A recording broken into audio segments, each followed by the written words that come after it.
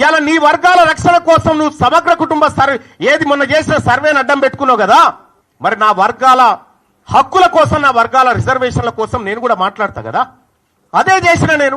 ఇవాళ కాంగ్రెస్ పార్టీని కాపాడాలంటే, కాంగ్రెస్ పార్టీని రక్షించాలంటే ప్రజల్లో క్లారిటీ ఉండాలి.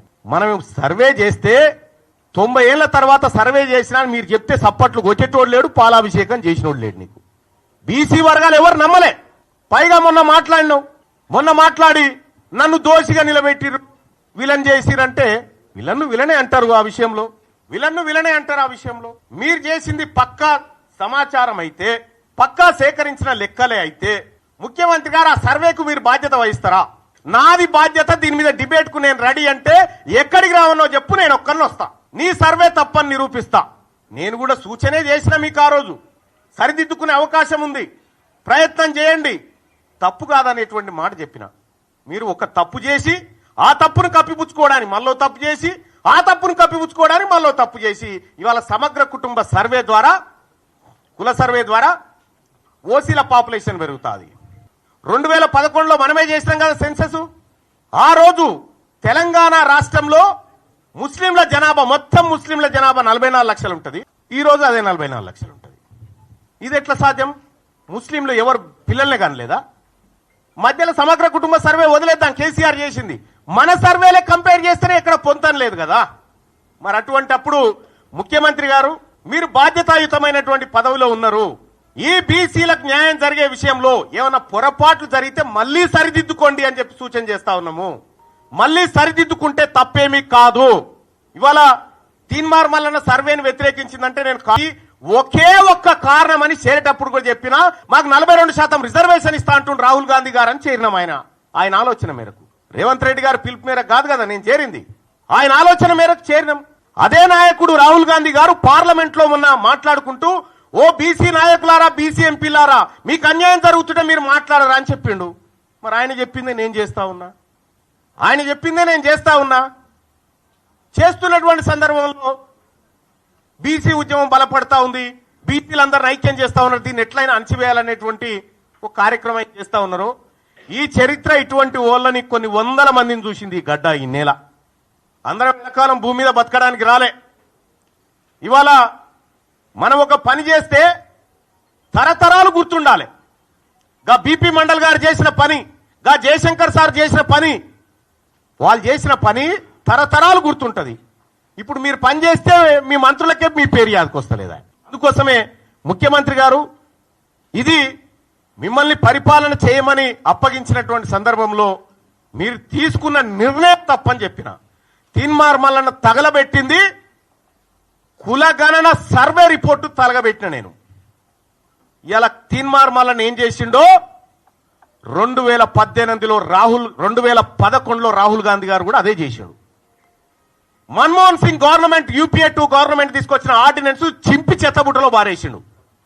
ఇలా నేను చేసింది గదే.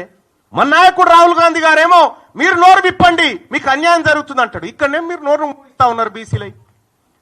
ఇలా బీసీ నాయకులు మాట్లాడితే కోమటిరెడ్డి వెంకటరెడ్డి కో న్యాయం, రాజగోపాల్ రెడ్డి కో న్యాయం, వాళ్ళైతే చిన్నగానే తిట్టిరా నేను మిమ్మల్ని అన్నది కూడా లేదు. మళ్ళా మీరు చేసిన కార్యక్రమాన్ని వ్యతిరేకించిన, ప్రభుత్వ నిర్ణయాన్ని వ్యతిరేకించిన, కుద్దు రాజగోపాల్ రెడ్డి గారు అనే నువ్వు బ్లాక్ మెయిలర్ అని చెప్పి, వెంకటరెడ్డి గారు 50 కోట్లు పెట్టి తెచ్చుకున్నావని తిట్టే.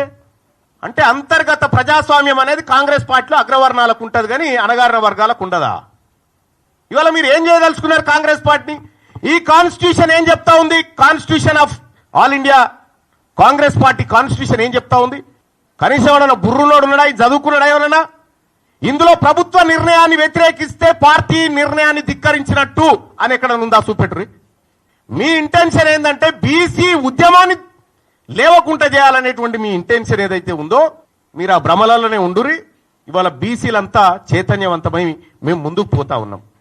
అలాగే సోదరులారా, తెలంగాణ రాష్ట్రంలో కాంగ్రెస్ పార్టీ ప్రభుత్వం ఏర్పడడానికి తీన్మార్ మల్లన్న ఏం చేసిండో మీ ప్రజలందరికీ తెలుసు. కేసీఆర్ గారితోటి అప్పటి ప్రభుత్వంతో ఒక్కడినై పోరాడుతుంటే మీరంతా ఆడున్నారా? కాంగ్రెస్ పార్టీ కార్యకర్తలను పిట్టల లెక్క ఏరుతా ఉంటే ఆ రోజు క్యూ న్యూస్ వేదిక కాంగ్రెస్ పార్టీ కార్యకర్తలకు మరో గాంధీ భవన్ అయింది కదా. మీరు ఆడమన్నారు అప్పుడు. ఏడున్నారు మీరంతా? ఇవాళ తీన్మార్ మల్లన్న రెక్కల కష్టంతో నా ఒక్కందే కాదు, ఇంకా ఇగో ఇక్కడ కూర్చున్న రఘు, ఇంట్లో చాలా మంది జర్నలిస్టు మిత్రులు అలాగే మేధావి వర్గాలన్నీ కష్టపడితే ఇలా కాంగ్రెస్ పార్టీ అధికారంలోకి వచ్చింది. కాంగ్రెస్ పార్టీని ఏ ఒక్కరు అధికారం తేలే, అందులో నా పాత్ర కూడా ఉంది. నేను 45 నియోజకవర్గాల్లో తిరిగి క్యాంపెయిన్ చేస్తే 42 నియోజకవర్గాల్లో కాంగ్రెస్ పార్టీ గెలిచింది. తీన్మార్ మల్లన్న ఏం చేసిన కాంగ్రెస్ పార్టీ కంటే నువ్వు కూర్చున్న కుర్చీ పునాది పడడానికి నేను తీన్మార్ మల్లన్న కూడా కారణం. మరి మీకు జీర్ణించుకోలేక 2028లో బీసీ ముఖ్యమంత్రి అంటే మీకేమైనా ఇబ్బంది అవుతా ఉందా? మీకు ఇబ్బంది అయితే మేమేం చేయలేము. కానీ మా లక్ష్యం ఒకటే, 2028లో ఖచ్చితంగా తెలంగాణ రాష్ట్రానికి బీసీ ముఖ్యమంత్రి అయ్యి తీర్తాడు. ఇది మా బీసీలుగా మేమందరం చేసుకుంటున్నటువంటి శపథం. పాపం అంజన్ కుమార్ యాదవ్ మాట్లాడిండు, హనుమంతరావు గారు మాట్లాడితే పార్టీ లైన్ దాటొద్దు. కోమటిరెడ్డి వెంకటరెడ్డి వీడియో ఇప్పుడు ఎవరు నాకు పంపితే చూసినా ఏమంటాడే, చిత్తబుట్టల వారేసిన వాళ్ళ షోకాజ్ నోటీసు నాకు ఇస్తారా అని చెప్పని అంటా ఉన్నాడు. నేను చెప్తా ఉన్నా, మీ షోకాజ్ నోటీసులకు నేను రిప్లై ఇచ్చేంత, లేకపోతే మీ సస్పెన్షన్లకు భయపడేంత పిరికి రక్తంతో బుట్టలే నేను బీసీ ఓడిగా గర్జించే బిడగా పుట్టినా. ఇక్కడ మీ పిల్లిగాండ్రింపులకి ఇక్కడ భయపడేటోడు ఎవడు లేడు.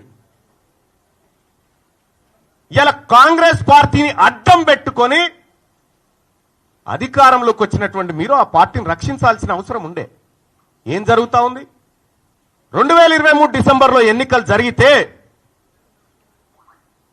అక్కడి నుంచి మళ్ళీ 6 నెలల తర్వాత వచ్చిన పార్లమెంట్ ఎన్నికల వరకు కాంగ్రెస్ పార్టీ పరిస్థితి గేడుకొచ్చింది. 15 నెలల ఏ కాంగ్రెస్ పార్టీ కార్యకర్తలన్నా కనీసం సంతోషంగా ఉన్నాడా? ఇలా ఎస్, నేను చెప్తా ఉన్నా, నా గెలుపు కోసం రాహుల్ గాంధీ గారి ఆశయం కోసం పనిచేసినటువంటి కాంగ్రెస్ పార్టీ కార్యకర్తలారా, మీ అందరికీ ఎప్పటికీ రుణపడి ఉంటా. ఇవాళ మీరు కార్యకర్తలను విస్మరిస్తిరి, పదవులు రాగానే మీరు పంచక తింటిరి. ఇంకా ఎంత దుర్మార్గం అంటే, కార్పొరేషన్ పదవుల లిస్ట్ వేసిరు. ఆ కార్పొరేషన్ పదవుల లిస్టులో మీరు 30-33 వేస్తే అన్న జగ్గారెడ్డి గారి సతీమణికి ఒక కార్పొరేషన్ ఇచ్చిరు. అందులో ఏం రాసిరు ఎక్కేనా? ఆమె పేరు ఏదో గౌడ్ అని రాసిరు, నిర్మలా గౌడ్ అని రాసిరు. ఎట్లిచ్చినట్టు గౌడ్ల కోటాలు ఇచ్చినట. ఇంకొక ఆమె నల్గొండ జిల్లా యాదాద్రి శోభారాణి గారు ఏమో, ఆమె రెడ్డి సామాజిక వర్గం, ఆమెకి ఎట్లిచ్చి కురుమ సామాజిక వర్గంలో ఇచ్చిరట. అంటే మీరు పదవులు పంచుకొని 10 ఏళ్ల పాటు అధికారానికి దూరంగా ఉండి అహర్నిశలు కొట్లాడిన కాంగ్రెస్ పార్టీ కార్యకర్తలు కనీసం గుర్తించకుండా మీరు పప్పు బెల్లాల లెక్క పంచుకొని పోతా ఉంటే ఆ పార్టీ కోసం కష్టపడ్డటువంటి కాంగ్రెస్ పార్టీ కార్యకర్తలు ఎటుపోవాలా? ఏం కావాలా? అందుకోసమే ఒక్క కాంగ్రెస్ పార్టీ కాదు, అన్ని పార్టీల్లో ఉన్నటువంటి బీసీ బిడ్డలకు వాళ్ళకు అన్యాయం జరిగితే మేము మాట్లాడతాం, వాళ్ళ తరపున పోరాడతాం. ఇక రెండో విషయం, ముఖ్యమంత్రి గారు 6 నెలల కాలం అసెంబ్లీకి పార్లమెంటుకు, ఇవాళ తీన్మార్ మల్లన్న కాంగ్రెస్ పార్టీ తీన్మార్ మల్లన్నను గెలిపించింది అనేటువంటి మాట, గెలిపించినాక గిట్లనే నా మాట్లాడేదని ఒక మాట. నేను చెప్తా ఉన్నా, ఎవరు గెలిపించారు? తీన్మార్ మల్లన్న అసెంబ్లీ ఎన్నికల నుంచి పార్లమెంట్ ఎన్నికలు 6 నెలల కాలం ఉంటే నేను కంటెస్ట్ చేసినటువంటి వరంగల్, నల్గొండ, ఖమ్మం నియోజకవర్గంలో 5 పార్లమెంట్లు గెలిపించుకోగలిగినాం. మరి మీరు సార్, మీ సొంత మహబూబ్ నగర్ జిల్లాలోనే మీ అభ్యర్థి ఓడిపోయిండు. మీరు సిట్టింగ్ ఎంపీగా ఉన్న మల్కాజ్గిరిలో ఒక సీట్ రాలే. ఇవాళ మీరు కరెక్ట్ గా పనిచేసినంటే 6 నెలల పాటు కరెక్ట్ గా కాంగ్రెస్ పార్టీ విధానాల కోసం పనిచేసినంటే ఆ 8 సీట్లు కూడా కాంగ్రెస్ పార్టీకి వస్తే ఇలా నరేంద్ర మోడీ ప్రభుత్వమే లేదు కేంద్రంలో. పరోక్షంగా మీరు సహకరించుకుంటా ఇవాళ కాంగ్రెస్ పార్టీని ఖతం చేసేటువంటి ఉద్దేశంతో మీరు ముందుకు పోతా ఉన్నారు. మీరు పొండి, మీ విధానాలు కూడా అర్థమవుతా ఉన్నాయి. నిన్నగాక మొన్న కాంగ్రెస్ పార్టీ ఎమ్మెల్సీ అభ్యర్థి నరేందర్ రెడ్డి గారు ఆయన ఎన్నికల ప్రచారానికి పోయి ఈయన గెలిచినా గెలవకపోయినా ఒకటే అని చెప్పి ఈయన గెలిచినా గెలవకపోయినా ఒకటే అని చెప్పే. మరి నరేంద్ర మోడీ గారు బొమ్మ పెట్టుకున్నటువంటి బీజేపీ అభ్యర్థి ఆడ గెలుస్తా ఉన్నాడు. ఇంకో టీచర్ ఎమ్మెల్సీ ఎన్నికల్లో భారతీయ జనతా పార్టీ ఒక బీసీ బిడ్డకు టికెట్ ఇచ్చి ఫస్ట్ ప్రియారిటీలో టీచర్ ఎమ్మెల్సీ గెలిచి ఆ ఇంపాక్ట్ తోటి పట్టభద్రుల ఎమ్మెల్సీ ఎన్నికలు కూడా గెలుస్తా ఉంది. మీరు జిల్లాలు మొత్తం ఈ మెదకు, ఆదిలాబాద్, నిజామాబాద్, కరీంనగర్ పిట్ట తిరిగి నడుదిరిగి ఎమ్మెల్సీ ఎన్నికలు. ఏంది ఫలితం? ఇవాళ ఎందుకు తారుమారైతా ఉంది? ఇవాళ ఏడాది లోపలనే కాంగ్రెస్ పార్టీ పైన, ప్రభుత్వం పైన ఇంత వ్యతిరేకత ఎందుకు వస్తా ఉంది? కార్యకర్తలు అందరు కష్టపడ్డారు, ప్రజలు అభిమానించారు, కాంగ్రెస్ గెలిచింది. కొంతమంది బీజేపీ గొంతుకలై, బీఆర్ఎస్ గొంతుకలై మాట్లాడేటోళ్లకు మేము చేసింది ఏది కూడా నచ్చతలేదు.